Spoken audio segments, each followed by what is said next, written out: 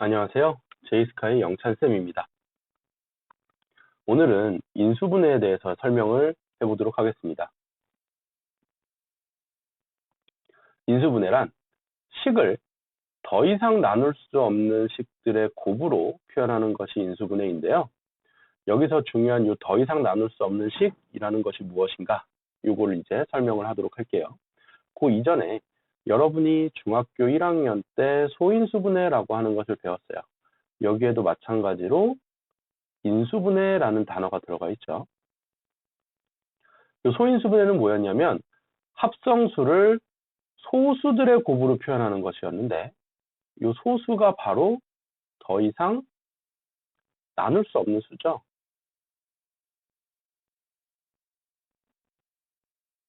더 이상 나눌 수 없는 수. 그러니까 약수가 1과 자기 자신뿐이기 때문에 더 이상 나눌 수 없는 수였어요. 똑같이 인수분해는 뭐냐? 식, 다항식을 더 이상 나눌 수 없는 식인데 이 더 이상 나눌 수 없는 식은 보통 어떤 식이냐면 1차 식이라고 생각하면 돼요. 물론 2차, 3차 식도 있기는 한데 그런 애들은 더 이상 인수분해가 되지 않는 2차 또는 3차 식이기 때문에 그거는 나중에 우리가 문제 속에 나오면 한번 보도록 할 거고요. 일반적으로, 기본적으로는 1차 식들의 곱으로 표현한다라고 생각을 하면 돼요. 자, 그렇게 생각하면 되고요. 요 인수분해를 잘하기 위해서 여러분이 알아야 될 연산 법칙은 분배 법칙입니다. 이 분배 법칙은 보면 여러분이 기본적으로 알고 있는 것은 바깥에 곱셈이 있고 괄호 안에 덧셈이 있는 형태로 바깥의 곱셈을 안쪽에 분배해서 써주는 게 이제 분배 법칙이라고 이제 보통들 많이 알고 있는데요. 그러니까 좌변에서 우변으로 가는 것을 이제 분배 법칙이라고 보통들 생각을 해요. 근데 그게 아니고요. 등호라는 요 기호의 개념을 잘 생각해 보면 우변에서 좌변으로 가는 것도 인수분해다라고 여러분이 알고 있어야 돼요. 그럼 요 인수분해, 우변에서 좌변으로 가는 인수분해는 어떤 것이냐? 여기 공통으로 있는 형태, 공통으로 있는 A 곱하기 요 공통 부분으로 묶어서 써주고요. 그러니까 공통 부분을 써주고 괄호를 열어준 다음에 남는 거, 연산까지 전부 다 해서 요거 남는 거 B 더하기 C를 괄호 안에다 써주는 요 형태도 분배 법칙이다 라고 하는 거를 반드시 알아야 돼요. 왜냐? 인수분해의 기본적인 과정은 요 형태를 이용을 할 거기 때문에 그래요. 자, 그러면 기본적인 인수분해 과정에 대해서 설명을 한번 해보도록 할게요. 기본적인 인수분해 과정에서 제일 첫 번째로 해야 될 것은 여러분이 항의 개수를 4개 이상의 짝수개로 만든다. 이게 제일 중요해요. 4개 이상의 짝수개로 만들어야 공통 부분으로 한번 묶어낼 수 있을 거고요. 묶어낸 다음에 또다시 묶어낼 수 있을 거예요. 자, 근데 이 4개 이상의 짝수개로 만들려면 어떻게 해야 되느냐? 그게 중요하겠죠? 첫 번째 방법은 0을 더한다가 있고요. 그러니까 이 0을 더한다는 게 무슨 말이냐면 같은 항을 어떤 동일한 항을 더하고 빼서 2개 항을 추가를 시키는데 같은 항을 더하고 빼기 때문에 전체적인 합은 0이 되는 이런 항 또는 식을 추가해 준다는 얘기고요. 그 두 번째는 항을 분해하는 거예요. 항을 분해하는 건데 뭐 특정한 항을 2개로 쪼개는 거겠죠. 그거에 대한 예시가 여기 밑에 있습니다. 1번 0을 더한다는 예시는 여기. 여러분이 많이 본 공식이죠. 합차라고 부르는 a제곱 빼기 b제곱이라는 요 식인데요. 요 합차식은 항이 2개예요. 항이 2개이기 때문에 항의 개수를 4개 이상의 짝수로 만들려면 항을 더해줄 수밖에 없어요. 그래서 어떻게 하느냐? a제곱에도 묶이고 b제곱에도 묶여야 되기 때문에 아까 얘기했죠. 공통 부분으로 묶어야 된다고. A에도 묶이고 B에도 묶일 수 있는 항, 즉 A와 B로 이루어진 2개 항을 더하고 빼주는 거예요.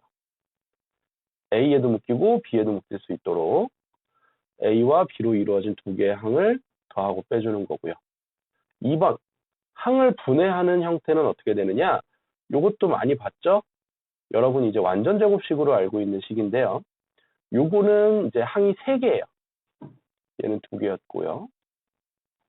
요 3개를 4개 이상의 짝수개니까 보통 4개로 만들어야 되는데 항 3개면 요 가운데 있는 거 요거.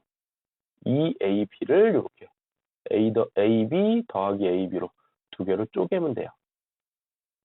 그렇게 해서 전체 4개 항을 만들어주는 겁니다. 이렇게 기본적으로 4개 항을 만들고 나면 어떻게 하느냐? 공통 부분으로 2개씩 묶는다. 그러니까 항을 4개 이상의 짝수개이기 때문에 일반적으로 2개씩 묶어주면 돼요. 근데 그냥 묶으면 안 되고요. 묶은 뒤에 공통된 부분이 생기도록 묶어야 돼요. 자, 1번 예시에 있던 합차 공식은요. 여기 a제곱 더하기 ab 더하기 ab 빼기 ab 빼기 b제곱이라고 우리가 여기서 식을 만들어 놨죠. 요 식을 갖고 와서 어떻게 하냐면 앞에 거 2개는 a로 묶고요. 뒤에 거 2개는 마이너스 b로 묶을 거예요. 그래서 둘 다 a가 곱해져 있으니까 a 곱하기 공통 부분 써주고요. 남는 거 a 하나 나왔으니까 a 하나 남고 여기 a 뺐으니까 b 남는 a 더하기 b 써주고요. 여기서는 마이너스 b로 묶은 다음에 남는 거 a랑 b, a 더하기 b 여기다 써주면 되고요. 자, 두 번째 식은 어떻게 되느냐? 얘는 좀 더 한결 쉽죠. 요것도 앞에 2개, 뒤에 2개 묶으면 되는데 앞에 것도 똑같이 a로 묶고 뒤에 것도 b로 묶는데 여기 가운데가 플러스일 뿐이에요. 자, 이렇게 이제 묶었어요. 그러면 여기서 중요한 게 뭐냐? 여기서 중요한 거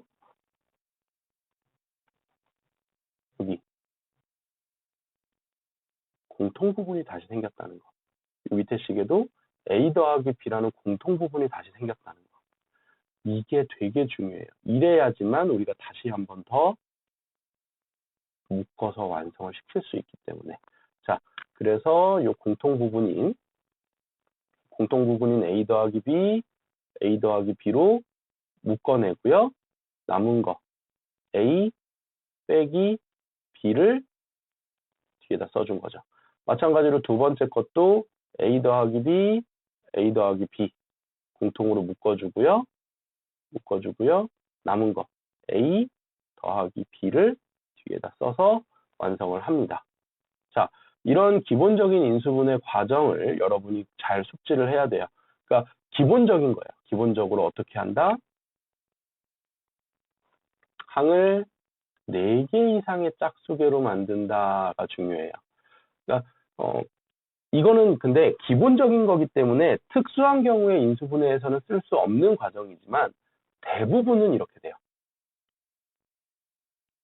대부분의 인수분해는 이런 기본적인 과정을 거쳐서 문제를 풀게 됩니다. 여러분이 되게 다양한 식들을 인수분해 해보면 이런 기본적인 형태를 이용해서, 응용해서 문제를 풀게 되게 될 거예요. 그러니까 이 기본적인 인수분해 과정에 대해서 정확하게 숙지를 할 필요성이 있어요. 그리고 요거 공통 부분으로 묶어낸다. 그러니까 공통 부분이 생기도록 항을 만들어야 되고 그 공통 부분을 묶어야 되고 또다시 공통된 부분이 생긴다. 이런 기본적인 형태를 여러분이 숙지를 해야 돼요. 그러니까 요 지금 선생님이 설명했던 요 기본 형태들 말고도 이거 공통 부분이 생기도록 만들어야 되고 또다시 묶어서 공통 부분이 생기도록 해줘야 된다. 요 기본적인 형태를 여러분이 알아야 되는 겁니다. 자, 이 기본적인 과정을 이용해서 여러분이 인수분해 많이 해보시고요. 그 다음에 좀 더 복잡한 형태의 인수분해에 대해서 다시 한번 강의를 해보도록 하겠습니다. 자, 그러면 문제를 풀어보시고 다음에 보도록 하겠습니다.